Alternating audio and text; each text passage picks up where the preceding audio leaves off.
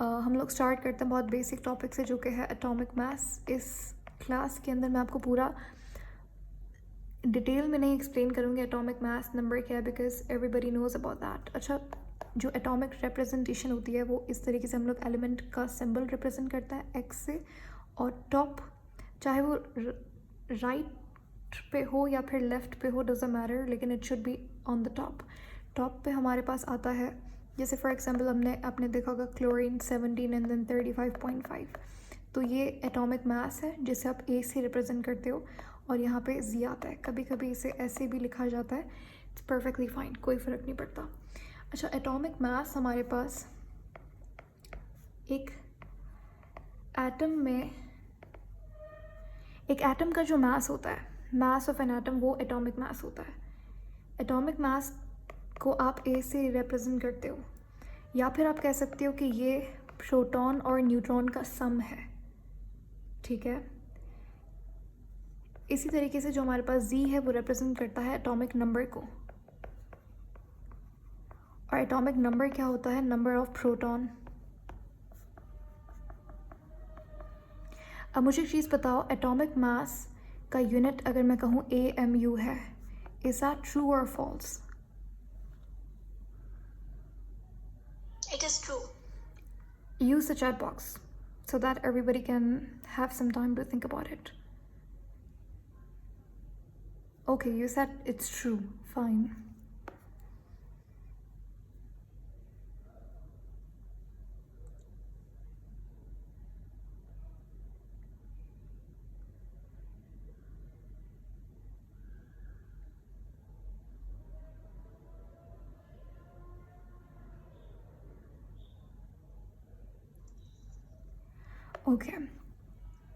Okay, तो ये एक बहुत क्लैशिंग कॉन्सेप्ट है कि हमारे पास AMU यूनिट होता है एटॉमिक मास का या फिर नहीं। देखो, एटॉमिक मास का अगर हम लोग इंटरनेशनल बुक्स को फॉलो करें तो AMU यूनिट होता है एटॉमिक मास का, लेकिन अगर सिंध या फिर अपने बोर्ड्स की बुक को फॉलो करें तो एटॉमिक मास का कोई यूनिट नहीं होता, ठीक है। AMU is not the unit of atomic mass. AMU is the unit of a mass which is called as relative atomic mass. Although relative atomic mass का अकॉर्डिंग टू इंटरनेशनल बुक कोई unit नहीं होता, because it's the ratio. समझते हैं ये क्या होता है 1 by 1। देखो, एटॉमिक मास की जब आप बात करते हो तो दो तरीके का मास होता है। एक होता है एब्सोल्यूट मास, जो भी एटम है उसका एब्सोल्यूट मास, और दूसरा हमारे पास होता है रिलेटिव मास। एब्सोल्यूट मास क्या होता है? जब एक एटम को लो और आप उसे वेइंग मशीन के ऊपर रख दो तो वो उसका एब्सोल्यूट एग्जैक्ट मास होगा, जो कि पॉसिबल नहीं है कैलकुलेट करना। ऐसा कोई भी दुनिया में इंस्ट्रूमेंट डिवाइस एग्जिस्ट नहीं करता जो कि एब्सोल्यूट मास बता सके एक एटम का, ठीक है। हम लोग इसीलिए कैलकुलेट करते हैं रिलेटिव एटॉमिक मास। अब देखो, जब मैं कहती हूँ मास of an atom, so is that completely true? नहीं, क्योंकि एटॉमिक मास के अंदर आप लोग सिर्फ सम लेते हो प्रोटॉन का और न्यूट्रॉन का। क्या एटम सिर्फ प्रोटॉन और न्यूट्रॉन से बना हुआ है? नहीं, उसके अंदर बहुत सारे और भी पार्टिकल्स होते हैं, इलेक्ट्रॉन, पॉजिट्रॉन वगैरह। हाँ, इलेक्ट्रॉन वगैरह का मास जो होता है वो ऑलमोस्ट नेग्लेजिबल होता है, लेकिन कुछ ना कुछ मास होता है। एब्सोल्यूट मास तो आप कैलकुलेट नहीं कर सकते, इसीलिए हम लोग एक कॉन्सेप्ट बनाया था साइंटिस्ट ने जिसको कहा जाता है रिलेटिव एटॉमिक मास। अब ये क्या चीज़ है? देखो, रिलेटिव, और हमारी बुक्स लिखती हैं कि रिलेटिव एटॉमिक मास का यूनिट होता है AMU। ऑल्दो कहीं कहीं पे लिखा हुआ होता है रिलेटिव एटॉमिक मास का यूनिट ही नहीं होता, AMU is the unit of atomic mass, but we need to follow our book. तो हमारे पास रिलेटिव एटॉमिक मास का यूनिट जो है वो AMU है। अच्छा, ये स्क्रीन का प्रॉब्लम किसी और के पास भी है, और it's just you Muskan? I can see your screen. Okay. अच्छा, एक बार आप प्ले करके एंड देन ज्वाइन करके देखो, होपफुली, ठीक है। अच्छा, अब ये रिलेटिव एटॉमिक मास होता क्या है? आपने देखा होगा कि हम लोग हाइड्रोजन का कभी कभी मास लेते हैं 1 AMU, जो हम लोग अक्सर यूज़ करते हैं। तो ये जो 1 AMU होता है, ये हम लोग प्रोटॉन और न्यूट्रॉन को सम अप करके 1 AMU लिखते हैं। लेकिन इस हाइड्रोजन का जो रिलेटिव एटॉमिक मास होता है वो 1.0008 AMU होता है।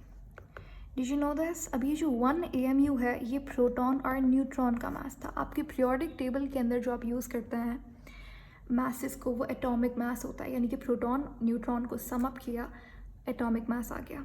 लेकिन ये जो वैल्यू मैंने लिखी है ये रिलेटिव एटॉमिक मास की। अब ये है क्या? देखो, एक एटम, एक एलिमेंट के बहुत सारे आइसोटोप्स होते हैं, ठीक है। मैं इसकी पहले डेफिनेशन लिख देती हूँ, रिलेटिव एटॉमिक मास क्या है। जब भी आप इसकी what is relative atomic mass? Sum of isotopes, sum of isotope mass number compared to carbon 12 atom। यानी कि आप आइसोटोपिक मास को कंपेयर करोगे कार्बन 12 के एटम के साथ। रिलेटिव वर्ड का मतलब होता है कंपैरिजन। तो एक एलिमेंट के मास को, उसके आइसोटोप्स के एवरेज मास को आप कंपेयर करोगे कार्बन 12 के मास के साथ। अब कार्बन 12 ही क्यों? इसके बहुत बड़े सारे रीजंस है। ये बहुत अबंडेंट है, बहुत स्टेबल है, ठीक है, और इसके 2-3 और रीजंस भी हैं, but mainly it's abundant, it's stable, और इसका जो मास है वो प्रॉपर फ्रैक्शन में नहीं है, it's like it's a whole number, ठीक है। तो रिलेटिव एटॉमिक मास क्या है? जब आप उसके जितने भी, अभी कैसे होगा मैं बताती हूँ, लेकिन इसको पहले से थोड़ा सा ब्रेक डाउन कर लेते हैं। देखो, आइसोटोप्स, उसके जो आइसोटोप्स होंगे उनका एवरेज मास आप कंपेयर करोगे कार्बन 12 के मास के साथ, तो जो आपके पास मास आएगा वो उसका रिलेटिव एटॉमिक मास होगा। फॉर एग्जांपल, हाइड्रोजन के कितने आइसोटोप्स होते हैं? Write down the number in the chat box. 1 2 3 4 5।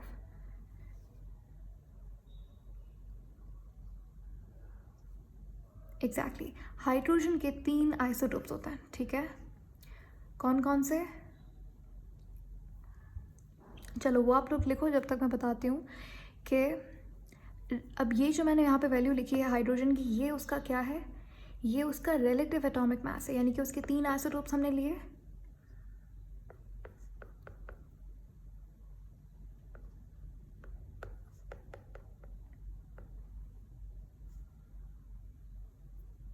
Protium, deuterium and tritium.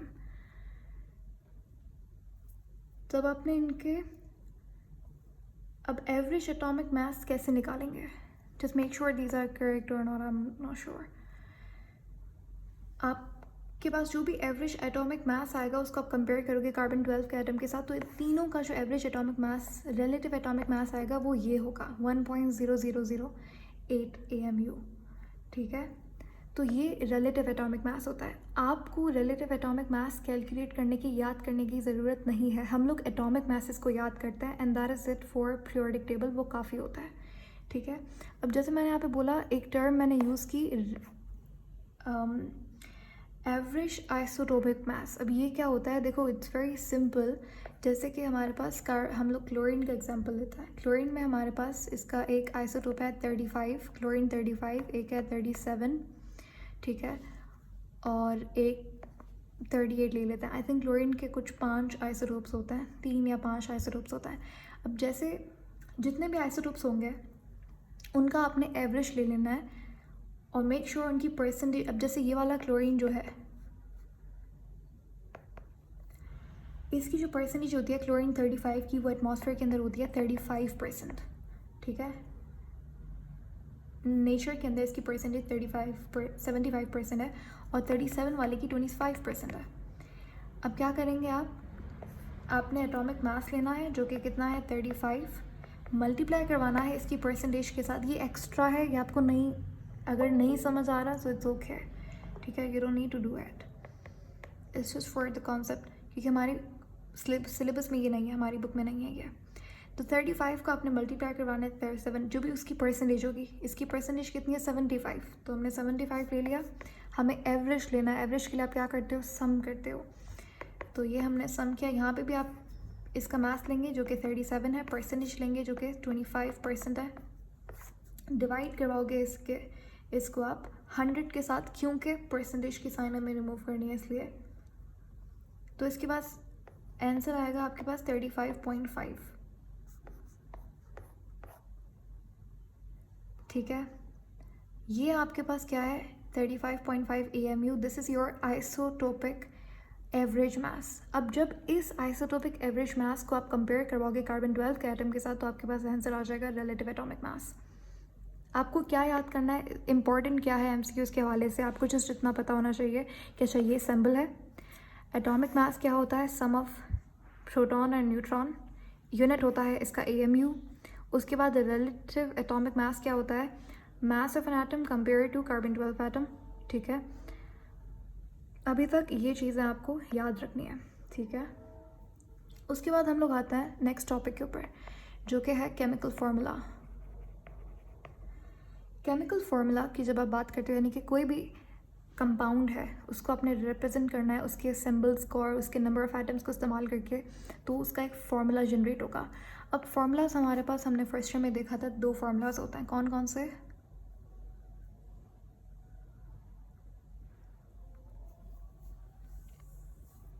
Molecular formula and empirical formula. Priyanka use the chat box please ताकि दूसरे भी सोच सकें।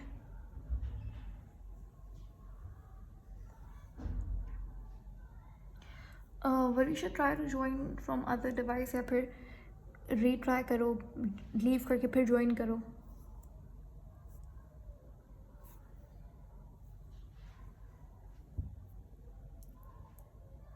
या फिर एक काम करते हैं हम लोग, मैं ऐसे रीशेयर करती हूँ स्क्रीन को।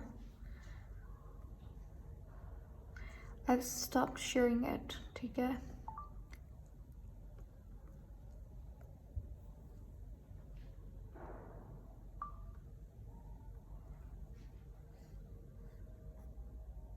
अच्छा अब इज इट बेटर और इज द सेम?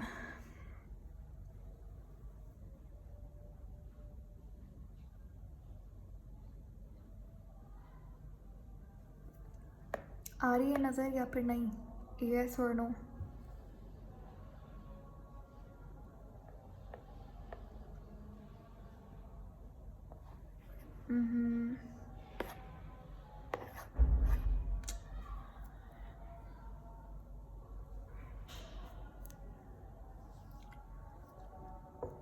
क्या करें, एक बार रीज्वाइन करो।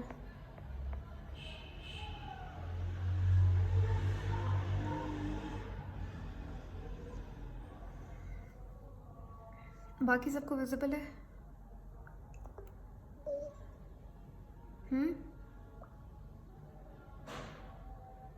ओके, चलो थैंक यू। केमिकल फार्मूला की हम लोग बात कर रहे थे। हमारे पास यस एग्जैक्टली जैसे कि आपने बोला मॉलिक्यूलर एंड एम्पिरिकल फार्मूला, ये हमारे पास 2 तरीके के फार्मूलाज होते हैं, molecular and empirical. Molecular formula जब भी आप लिखते हो तो आप एग्जैक्ट नंबर ऑफ एटम्स बताते हो हर एलिमेंट के। यहाँ पे जस्ट आपने इतनी बात याद रखनी है, एग्जैक्ट नंबर ऑफ एटम्स। और जब एलिमेंट एम्पिरिकल फार्मूला की आप बात करते हैं तो इसको आप सिंपलेस्ट फार्मूला भी कहते हैं।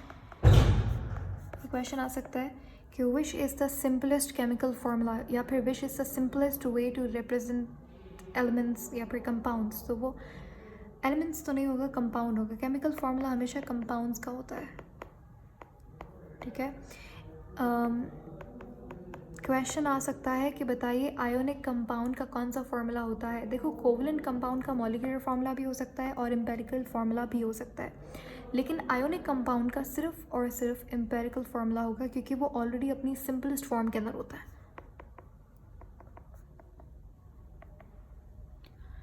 सही है, जैसे कि यहाँ पे हम लोग एग्जांपल लेते हैं, मेरे पास सबसे सिंपल फार्मूला जो सबको पता होगा वो ग्लूकोज का है। अब यहाँ पे आप इसका सिंपलेस्ट रेशो लेंगे तो 1:2:1। ठीक है, ये सब कैंसिल हो रहे हैं तो ये हमारे पास हो जाएगा।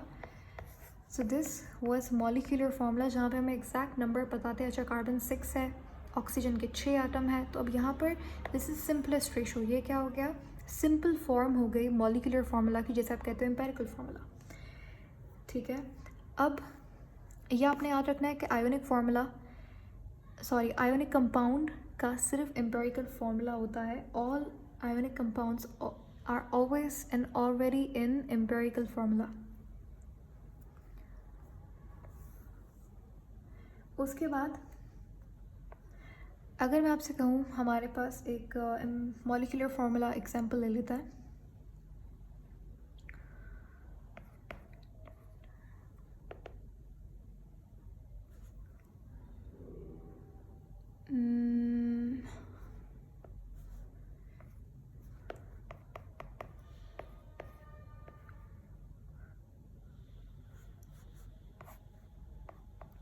ये मेरे पास मॉलिक्यूलर फार्मूला है. मुझे बताओ इसका एम्पेरिकल फार्मूला क्या होगा.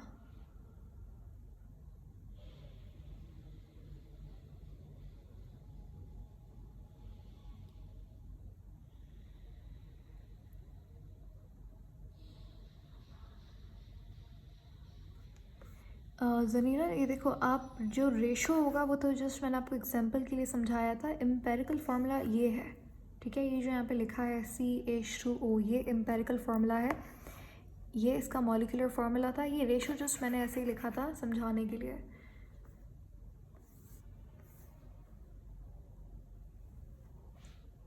So this is your task. आपने बताना है कि इसका एम्पेरिकल फार्मूला क्या होगा, होगा भी या नहीं होगा, ठीक है. अच्छा, एक और एग्जांपल लेते हैं हम लोग यहाँ पे.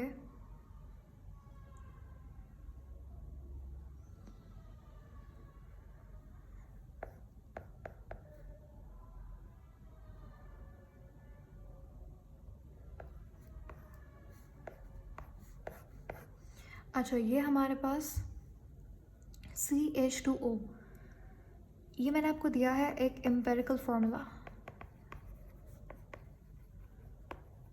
हम लोग 2-3 एग्जांपल्स करेंगे, आपको समझ आ जाएगा, ठीक है. और यहाँ पर जो N की वैल्यू है वो 2 है. बताइए इसका मॉलिक्यूलर फार्मूला क्या होगा.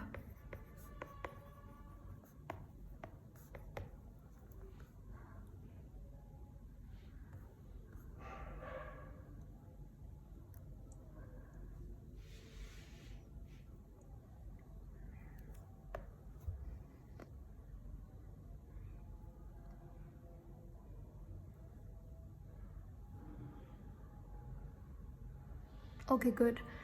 देखो, जिसको नहीं समझ आया वो दोबारा से सुन ले. हमारे पास केमिकल फार्मूला में 2 टाइप्स होते हैं, एक मॉलिक्यूलर फार्मूला और एक एम्पेरिकल फार्मूला. मॉलिक्यूलर फार्मूला में आप एग्जैक्ट नंबर ऑफ एटम्स लिखते हैं. एम्पेरिकल के अंदर आप सिंपल फॉर्म में लिखते हैं फार्मूला को, ठीक है. जो भी मॉलिक्यूलर फार्मूला होगा, अगर उसमें नंबर्स कैंसिल हो रहे होंगे, आपस में कट रहे होंगे, आप उसे किसी भी कॉमन टेबल के साथ काट दोगे और आपके पास एम्पेरिकल फार्मूला बन जाएगा.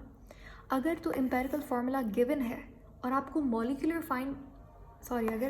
मॉलिक्यूलर फार्मूला गिवन है और आपको कहता है कि एम्पेरिकल फार्मूला फाइंड करें, तो वो बहुत आसान है. जैसे मैंने आपको यहाँ पे ग्लूकोज का करके दिखाया. C6H12O6 यहाँ पे फार्मूला था मॉलिक्यूलर ग्लूकोज का. हमने इसे कन्वर्ट कर दिया 6 कॉमन लेके CH2O के अंदर, जो कि एम्पेरिकल फार्मूला हुआ ग्लूकोज का. तो ये एम्पेरिकल है, ये मॉलिक्यूलर है. अभी मैंने आपको एक क्वेश्चन दिया कि बताइए H2SO4 का एम्पेरिकल फार्मूला क्या होगा, होगा भी या नहीं होगा. तो आप लोगों ने आंसर्स यहाँ पे लिखे हैं. सो अभी भी इसको रीचेक कीजिएगा और मुझे फाइनल आंसर बताइएगा कि what do you think in your opinion कि इसका एम्पेरिकल फार्मूला होगा या नहीं होगा. फिर ये तो हो गया. चले, अच्छा, मॉलिक्यूलर को एम्पेरिकल में कन्वर्ट करना बड़ा आसान है. अगर आपको वो एम्पेरिकल फार्मूला देता है और मॉलिक्यूलर फाइंड करने का बोलता है, तो इस केस में आप क्या करेंगे, आपको हमेशा वो नंबर ऑफ़ एटम्स जो उसने कैंसिल किया उसकी वैल्यू देगा, यानी कि N की वैल्यू. वो डायरेक्ट भी दे सकता है, इनडायरेक्ट भी. मैंने आपको सीधा सीधा बता दिया. अच्छा, नंबर N जो है वो 2 है. तो आप क्या करेंगे, जो भी एम्पेरिकल फार्मूला गिवन होगा, मॉलिक्यूलर फार्मूला फाइंड करने के लिए जो भी एम्पेरिकल फार्मूला गिवन होगा, उसे आप मल्टीप्लाई करवा देंगे N की वैल्यू से, ठीक है. तो CH2O मेरे पास एम्पेरिकल फार्मूला था, हमने मल्टीप्लाई करवा दिया 2 से, तो ये आंसर क्या गया, CH4O2. सब लोग चेक करेंगे, ये आंसर है, ठीक है. CH4O2. CH4O2। अच्छा, अगर मैं आपसे कहूँ कि मुझे बताइए एसिटिक एसिड का एम्पिरिकल फार्मूला क्या होगा भी या नहीं होगा? एसिटिक एसिड का एम्पिरिकल फार्मूला।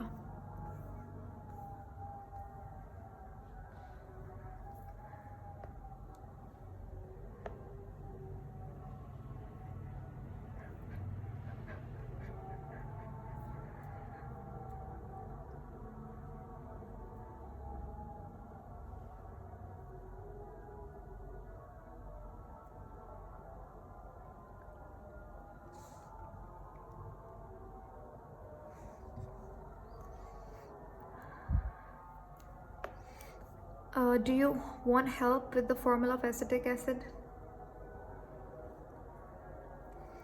अच्छा, एसिटिक एसिड का फार्मूला मैं बता देती हूँ। उसका फार्मूला होता है CH3COOH।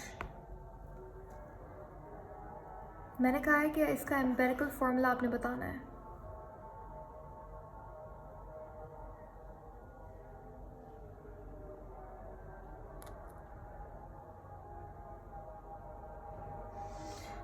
What's that? C2H4O। ये फार्मूला नहीं है वैसे आपने जो लिखा है। आई एम नॉट गेटिंग इट। अच्छा, अब ठीक है, इसका एम्पिरिकल फार्मूला नहीं होगा। Rest what do you think कि एसिटिक एसिड का एम्पिरिकल फार्मूला होगा या नहीं होगा?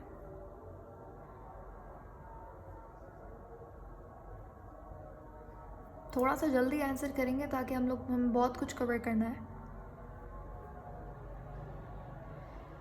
ओके,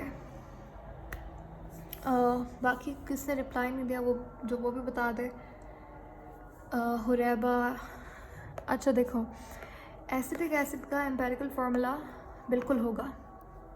इसका एम्पिरिकल फार्मूला फाइंड करने के लिए आप सबसे पहले क्या करोगे, अब जितने भी कॉमन एटम्स होंगे वो साथ लिखोगे। इसका एम्पिरिकल फार्मूला आप ऐसे नहीं फाइंड करेंगे, कार्बन को साथ लिखोगे तो C2 हो गया और H कितने 4, ऑक्सीजन कितना है 1 2, सही है। तो ये इसका फार्मूला बनेगा पहले और फिर आप इसका एम्पिरिकल फार्मूला निकालेंगे CH2O। This is the empirical formula of acetic acid. ये जो ऊपर हमने निकाला था ना, ये एसिटिक एसिड का ही निकाला था, ठीक है। तो हम लोग जो पढ़ते हैं वो ये पढ़ते हैं, पेपर में ऐसे क्वेश्चंस आते हैं, ठीक है। और उस वक्त जो है वो, हालांकि हमने टॉपिक बहुत अच्छे से पढ़ा हुआ होता है, पर के if you don't practice MCQs तो फ़ायदा नहीं है। समझ गए? तो इस तरीके का क्वेश्चन आएगा तो ऐसे करना है आपने, फार्मूला को जितने भी एटम्स होंगे वो साथ में लिखना है। I hope it's very clear now. अब चलते हैं हम लोग आगे टॉपिक के ऊपर, जो कि है one of the most important and common topics of chemistry. Chemistry की बेस है ये, मोल। मोल आप कहते हो, जैसे फॉर एग्जांपल हम लोग अंडों की बात करते हैं, एग्स की, उसे आप डॉजन्स में कैलकुलेट करते हो, कैलकुलेट नहीं काउंट करते हो, ठीक है। तो उसी तरीके से जब आप नंबर ऑफ़ एटम्स को या फिर केमिस्ट्री में अमाउंट को डील करते हैं तो आप मोल का इस्तेमाल करते हैं। ये यूनिट है, आपने फिज़िकल क्वांटिटीज़ पढ़ी होंगी और इसमें हम लोग पढ़ते हैं amount of substance. Amount of substance का जो ऐसा यूनिट होता है वो मोल होता है, ठीक है। अब जो हमने पढ़ा अभी मॉलिक्यूलर फार्मूला, एम्पिरिकल फार्मूला। अच्छा, एक और चीज़ आपने याद रखनी है कि जब आप मॉलिक्यूलर फार्मूला की बात कर रहे हो तो जनरली कोवलेंट कंपाउंड्स की बात हो रही होती है। और कोवलेंट कंपाउंड्स, अच्छा एक सेकेंड, आपने ये वर्ड ज़रूर सुना होगा केमिस्ट्री के अंदर, पार्टिकल का। अब पार्टिकल का मतलब हमेशा एटम नहीं होता, पार्टिकल का मतलब मॉलिक्यूल भी हो सकता है, फार्मूला यूनिट भी हो सकता है, आयंस भी हो सकता है, ठीक है। तो पार्टिकल का अगर तो बात कर रहे हैं आप कोवलेंट कंपाउंड्स की, तो यहाँ पे हम लोग कहते हैं अच्छा एटम्स हैं या फिर मॉलिक्यूल्स हैं। अगर आप किसी मॉलिक्यूल की बात करें तो वहाँ पे पार्टिकल क्या होगा, एटम। अगर आप किसी आयोनिक कंपाउंड की बात कर रहे हैं तो यहाँ पे पार्टिकल्स आप किसको रेफ़र करेंगे, फार्मूला यूनिट्स को। अब ये फार्मूला यूनिट क्या है, देखो कुछ भी नहीं, कोई भी आयोनिक कंपाउंड की जब आप बात करते हो तो उसमें जो भी एटम्स होंगे you call them formula units, ठीक है। Formula units. अच्छा, उसके बाद जब आप बात करते हैं आयंस की, तो कैटायन और एनायन। कैटायन यानी कि पॉजिटिव एंड एनायन मतलब नेगेटिव। तो यहाँ पर ये क्या है, ये पार्टिकल्स हैं। तो पार्टिकल का मतलब सिर्फ एटम नहीं होता, मॉलिक्यूल भी हो सकता है, फार्मूला यूनिट, ये सब हो सकता है। अच्छा, तो जब अभी हम लोगों ने पढ़ा मॉलिक्यूलर, तो किसी भी मॉलिक्यूल का मास कहलाता है मॉलिक्यूलर मास। किसी भी फार्मूला यूनिट, किसी भी आयोनिक कंपाउंड का जो मास होता है उसे कहते हैं आप फार्मूला मास, ठीक है। तो ये टर्म आगे यूज़ होगी, फार्मूला मास। तो कुछ भी नहीं है, किसी भी आयोनिक, जैसे NaCl है, उसका मॉलिक्यूलर मास नहीं होगा, क्योंकि मॉलिक्यूलर मास जो होता है वो कोवेलेंट कंपाउंड वाले कंपाउंड्स का होता है, जिसमें कोवेलेंट बॉन्ड हुई होती है। लेकिन जब आप NaCl वगैरह की बात करते हैं तो उसका जो मास होगा वो आप कैसे, वो उसे आप बोलेंगे फार्मूला मास, ठीक है। तो कभी भी फार्मूला मास को या फिर मॉलिक्यूलर मास को या फिर एटॉमिक मास को, जब आप इनका यूनिट क्या होगा, AMU एटॉमिक मास वगैरह की यूनिट है, जब भी आप इनको एक्सप्रेस करें ग्राम के अंदर तो इसे आप कहते हो मोल। ये बराबर होता है मोल का। मोल को किससे डिनोट करते हैं, कौन से लेटर से?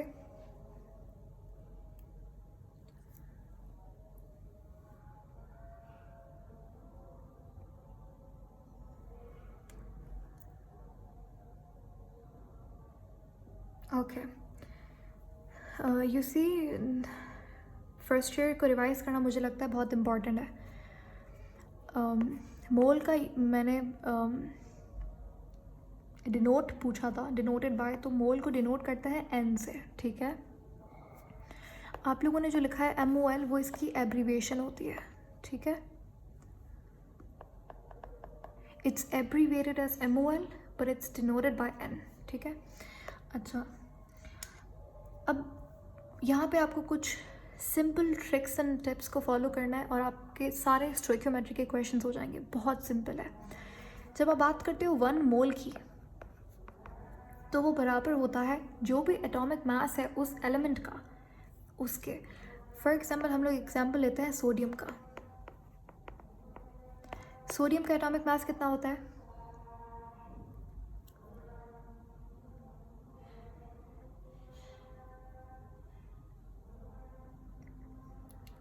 Be very fast as possible in the chat box.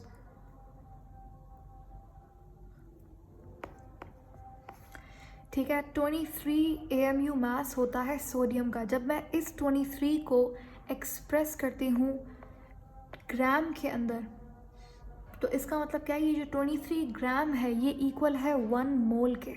So 1 mole is equal to atomic mass of an element, या फिर molecular mass of a compound, या फिर formula mass of an ionic compound expressed in grams.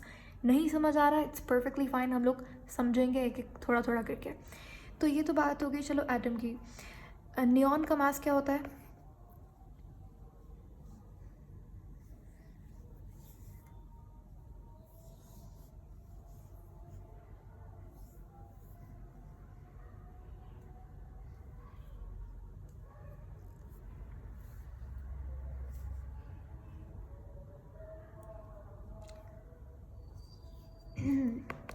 Twenty होता है neon का मास, ठीक है। तो जब मैं लिखती हूँ 20 ग्राम्स, तो इसका मतलब क्या है, 1 मोल। समझ गए? यहाँ तक बात क्लियर हो गई। अब अगर मैं बात करूँ मॉलिक्यूलर मास की, फॉर एग्जांपल सोडियम क्लोराइड की, इसका मास क्या होगा? 23 को प्लस करेंगे 35.5 से, क्या आएगा?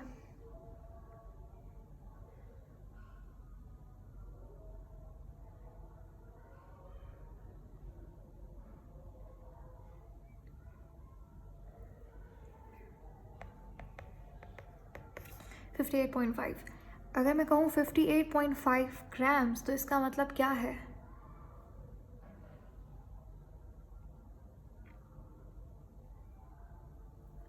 Exactly, this equals to what? 1 mole. तो जब भी आप एटॉमिक मास को, मॉलिक्यूलर मास को, फॉर अब ये वाला जो था ना, दिस वाजंट मॉलिक्यूलर मास, ये कौन सा मास था? ये फार्मूला मास था, ठीक है। हाँ, आगे जाके आगे वाली क्लासेस के अंदर हम लोग एमसीक्यू सॉल्व कर रहे हो। जल्दी जल्दी में अगर मैं बोल दूँ अच्छा सोडियम क्लोराइड का मॉलिक्यूलर मास क्या होगा, तो वहाँ पे डोंट गेट ऑफेंडेड, जल्दी जल्दी में ऐसा हो जाता है। लेकिन अभी कॉन्सेप्ट आपका ये होना चाहिए, अच्छा आयोनिक कंपाउंड है तो फार्मूला मास, कोवलेंट कंपाउंड है तो चलो आपका मॉलिक्यूलर मास, तो ये क्लियर होना चाहिए। बट हम लोग फ्लो में बोल देते हैं अच्छा आप सोडियम क्लोराइड का मॉलिक्यूलर मास क्या है, but formula mass is the right term for it. Clear? तो ये 1 मोल के इक्वल होता है। ये था 1 मोल का कॉन्सेप्ट। अब करते हैं हम लोग क्वेश्चन। देखो यहाँ पे हम लोग लेते हैं कार्बन डाइऑक्साइड गैस, और यहाँ पे हम लोग लेते हैं ऑक्सीजन गैस के एटम्स। यहाँ पे हम लोग ले लेते हैं सोडियम क्लोराइड। अब देखो सोडियम क्लोराइड, क्या यहाँ पर मैंने कोई गलती की है इस पिक्चर के अंदर?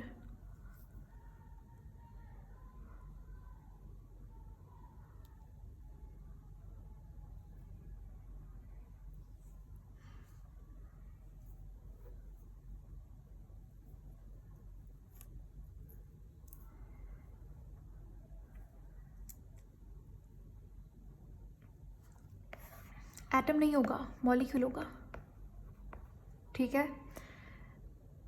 सोडियम क्लोराइड के क्या होंगे? सोडियम क्लोराइड के क्या होंगे बताओ? एटम्स होंगे, मॉलिक्यूल्स होंगे, या फिर कुछ और होगा? I just told you that.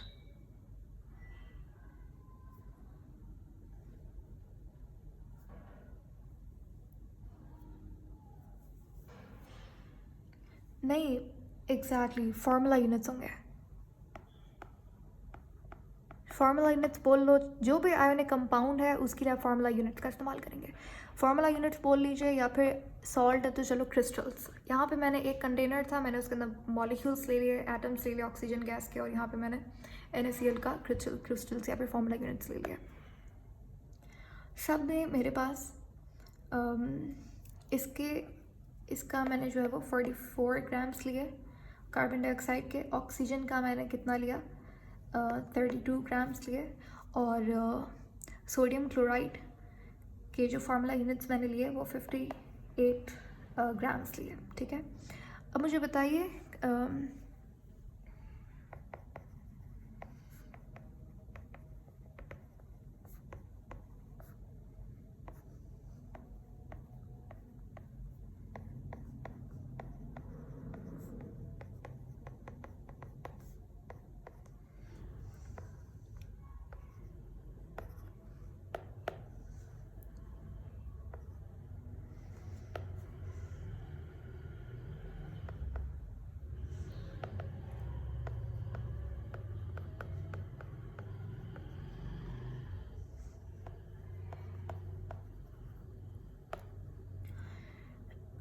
Question है बहुत सिंपल सा भाई। ये कंटेनर के अंदर जो मास होगा वो डिफरेंट होगा, वो सेम होगा, ऑलमोस्ट सेम होगा, या फिर नन ऑफ दीज?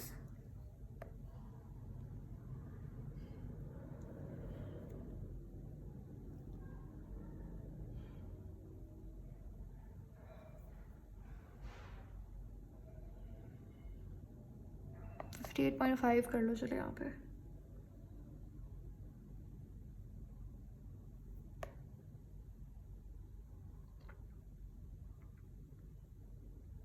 अच्छा यस एग्जैक्टली सेम इसका सही जवाब। मुस्कान यहाँ पे देखो 44 ग्राम्स हमने लिए कार्बन डाइऑक्साइड के, इसका मतलब क्या है? मैंने यहाँ पे 1 मोल लिया है इसका, ठीक है। आप कैलकुलेट करके देख लो, 30 मतलब कार्बन डाइऑक्साइड का मॉलिक्यूलर मास निकालो, कितना निकलेगा? 32 में आप ऐड करोगे 12 किसका?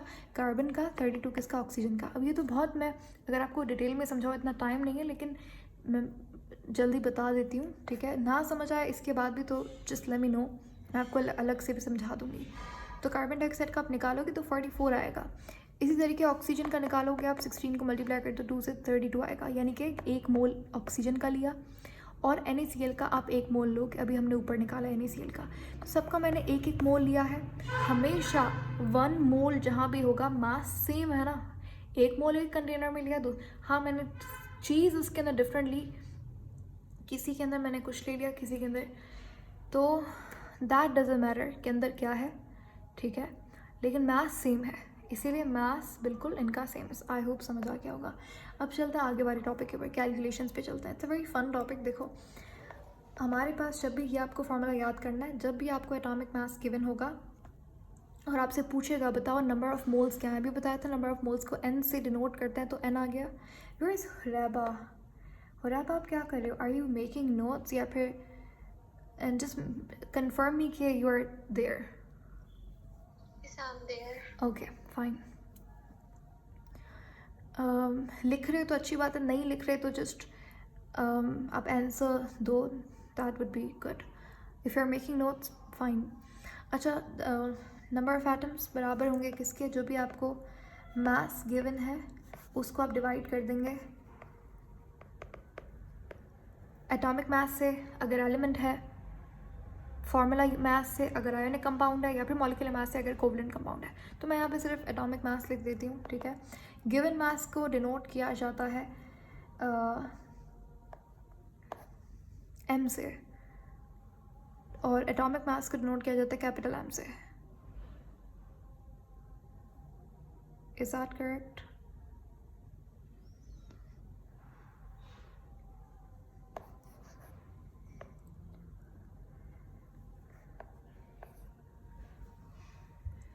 तो ये फार्मूला 1 है। हाँ वो तो बिल्कुल आपकी बात सही है, एटॉमिक मास को A से डिनोट करता है, बट ये हम लोग क्योंकि यहाँ पे ना सिर्फ एटॉमिक मास आ रहा है ना, यहाँ पे मॉलिक्यूलर मास भी आ सकता है अगर कंपाउंड गिवन है, यहाँ पे फार्मूला मास भी आ सकता है, तो इसीलिए हम लोग M का इस्तेमाल करते हैं, कैपिटल M का। ओवरऑल मास हमने बता दिया। चलो यहाँ पे मॉलिक्यूलर मास भी आ सकता है। चलो अगर मैं आपको देती हूँ NaCl, तो उसमें आप एटॉमिक मास नहीं, आप फार्मूला मास का इस्तेमाल करोगे, तो इसीलिए हम लोग यहाँ पे हम लोग M लिखता है। तो ये फार्मूला है किसके लिए? नंबर ऑफ एटम्स के लिए। नंबर ऑफ एटम्स यानी कि मोल। अच्छा,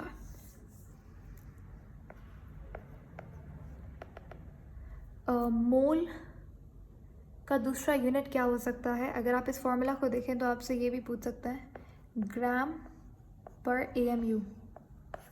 ग्राम पर AMU is equal to what? तो यहाँ पे आपका आंसर होना चाहिए मोल। सही है। सेकंड, मैं आपको एक इम्पॉर्टेंट बात बताते चलूँ कि हमारे पास जब भी आप बात करेंगे मोल की, अब हमें पता है डॉजन्स की बात करें, आप डॉजन की बात करते हो, डॉजन के अंदर डॉजन के अंदर कितने बनानास या फिर अंडे आते हैं? 12। तो उसी तरीके से एक मोल के अंदर कितने एटम्स आते हैं, एग्जैक्टली कितने मॉलिक्यूल्स आते हैं, या फिर कितने फार्मूला यूनिट्स आते हैं, इसका बताइए। तो इसके लिए हमारे पास एक साइंटिस्ट थे, he was an Italian scientist, ठीक है, और इन्होंने कॉन्सेप्ट दिया था एवोगैड्रो नंबर का, ठीक है। तो एक मोल के अंदर एवोगैड्रो नंबर, अब याद रखिएगा Na सिंबल होता है सोडियम का, और capital N capital A symbol होता है एवोगैड्रो नंबर का। तो एक मोल के अंदर कितने एटम्स या फिर मॉलिक्यूल या फार्मूला यूनिट होता है? एवोगैड्रो नंबर, ठीक है।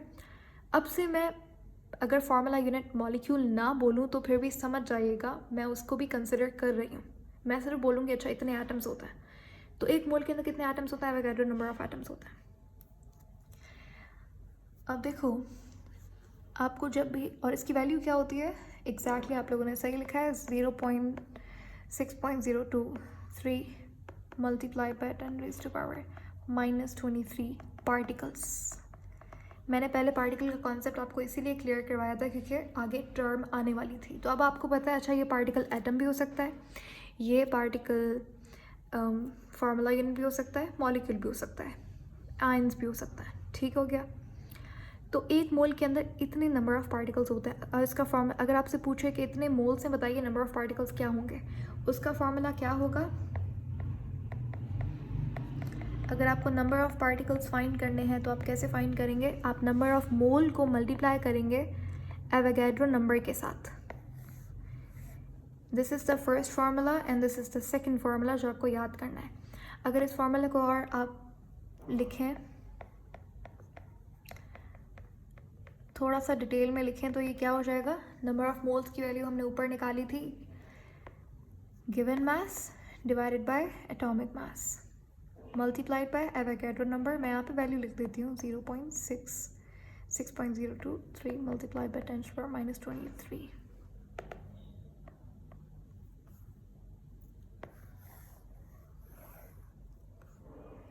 Okay done.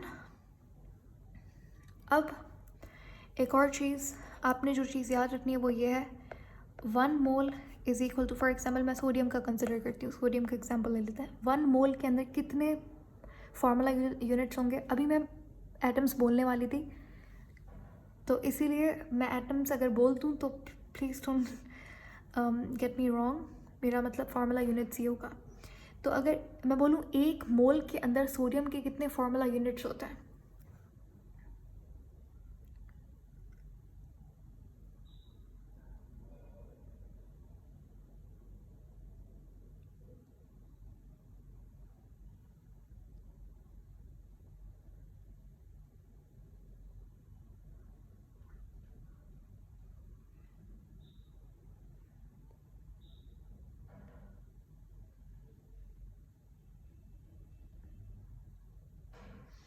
Good.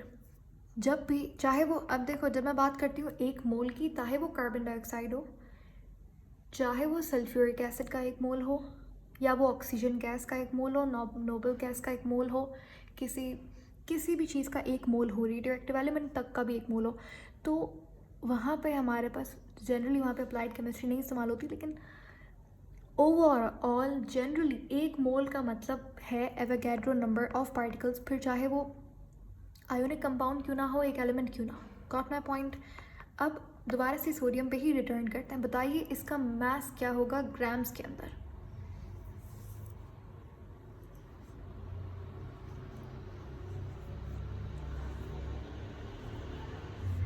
Good, 23 grams. अगर AMU में पूछूं तो 23 AMU। तो ये चीज़ आपने याद रखनी है, ठीक है।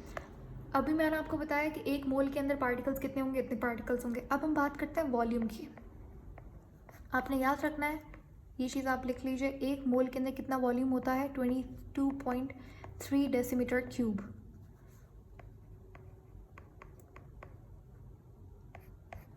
ठीक है, 23.3 डेसीमीटर क्यूब। ओके, अच्छा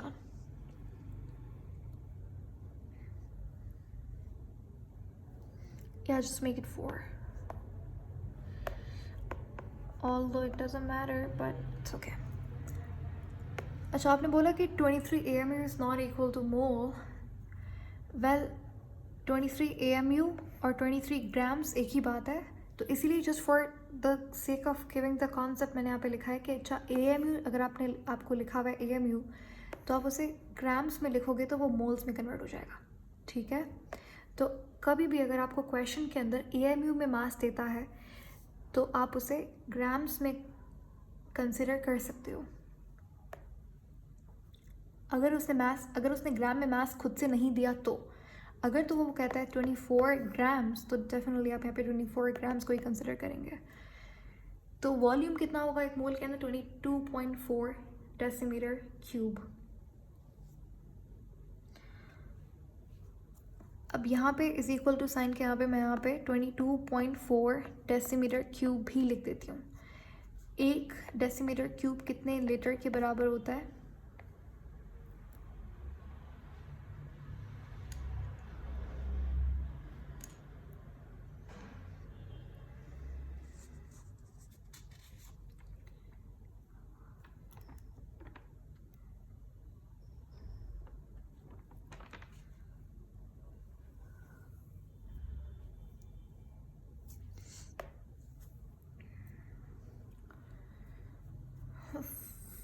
एक डेसीमीटर क्यूब बराबर होता है 1 लीटर के।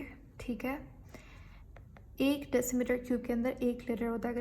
अगर आपको वैल्यू देता है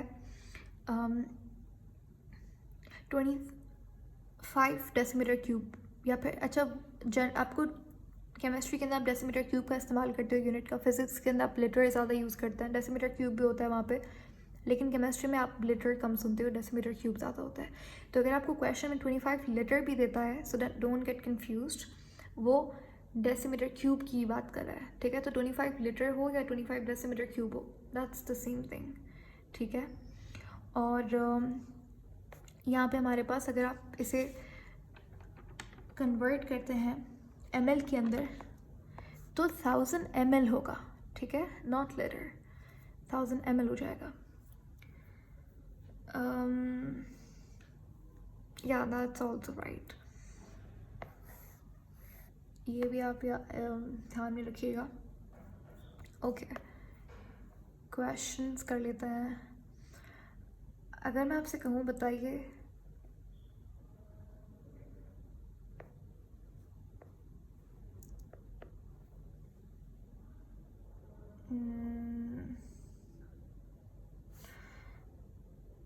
nitrogen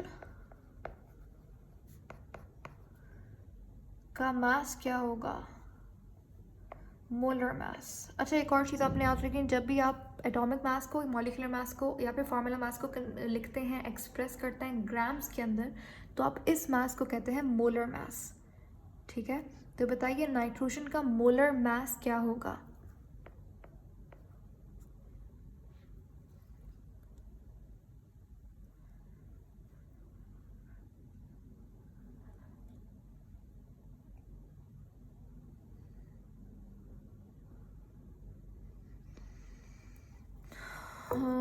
ज़नीरा and Muskan, very good. तो यहाँ पे हम लोग फंसते हैं बेसिकली 14, हम लोग लिखते हैं 14, 14 नहीं होगा, 28 ग्राम्स होगा। 14 ग्राम से नहीं लिख सकते आप, क्योंकि देखो मोलर मास उसने पूछा है, अगर उसने AMU में पूछा होता तो चलो फिर भी हम लोग 14 लिख सकते थे। नाइट्रोजन गैस कभी भी एग्जिस्ट नहीं करती मोनो एटॉमिक फॉर्म के अंदर। सो अगर क्वेश्चन के अंदर आपको एक गैस दी जाए और कहा जाए उसका मास गिवन नहीं है, आपको उसका एटॉमिक मास इस्तेमाल करना पड़ रहा है, तो वहाँ पे आप हमेशा 28 का यूज़ करेंगे, नॉट 14, सही है। So remember one thing. इसी तरीके से अगर मैं बोलूँ फ्लोरीन का मोलर मास क्या होगा,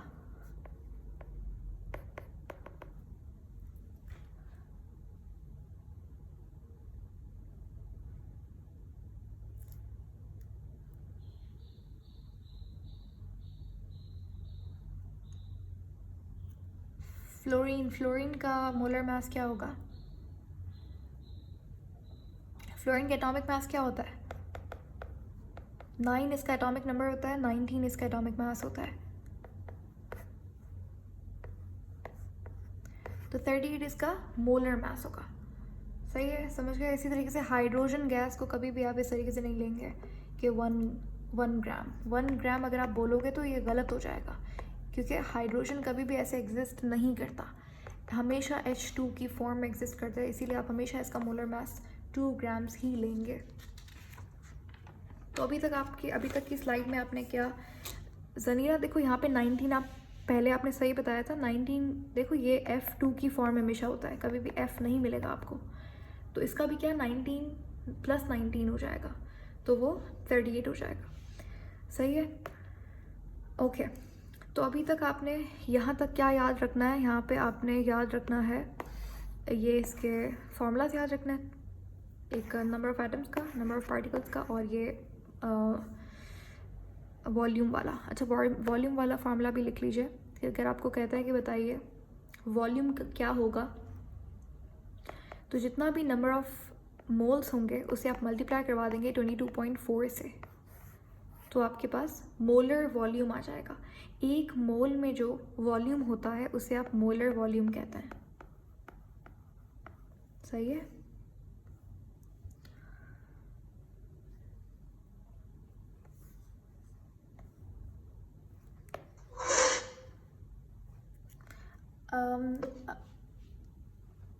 एवोगैड्रो नंबर भी हो गया।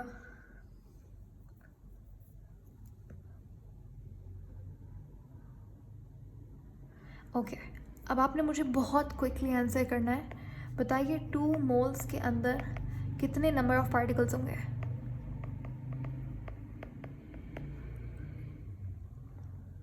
फिर मैं आपको बताऊंगी इसकी ट्रिक जिस तरीके से आपने सॉल्व करना है टू सेव टाइम।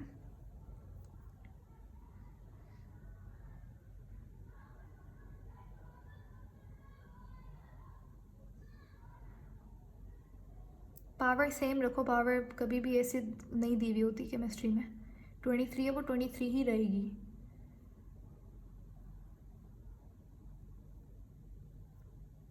पावर आप चेंज नहीं कर सकते।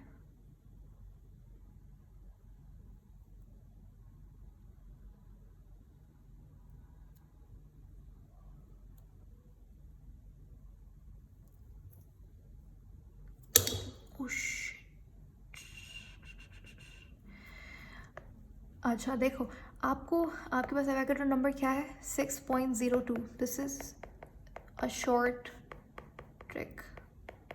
आपके पास एवोगैड्रो नंबर की वैल्यू क्या है? 6.02 मल्टीप्लाई बाय 10⁻23। जब भी आपको वो बोले कि अच्छा इतने एक मोल के अंदर कितने एवोगैड्रो नंबर ऑफ पार्टिकल्स होंगे, तो आप एवोगैड्रो नंबर बता देंगे, ठीक है। अगर वो आपसे कहता है कि बताइए हाफ मोल के अंदर कितने, ये एक मोल का है, अगर वो आपसे कहता है कि हाफ मोल के अंदर कितने होंगे, तो आप 6.02 का हाफ ले लेंगे और कुछ भी नहीं करना, जस्ट यहाँ पे आ जाएगा 1.01, इतने पार्टिकल्स हो जाएंगे। सही है, सॉरी